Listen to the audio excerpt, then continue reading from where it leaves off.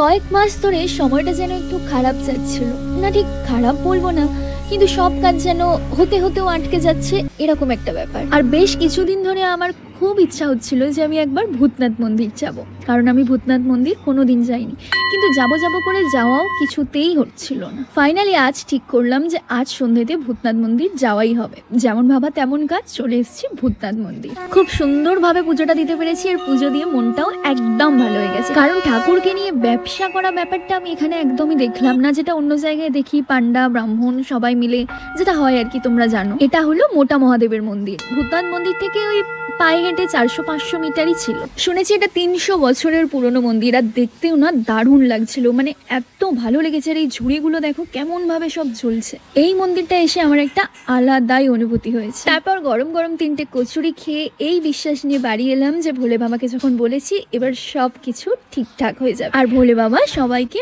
অনেক ভালো রাখবে। এই ঠান্ডা ঠান্ডা ওয়েদারে তোমরাও একদিন চট করে ঘুরে আসতে পারো। দেখা হচ্ছে পরের ভিডিওতে, বাই।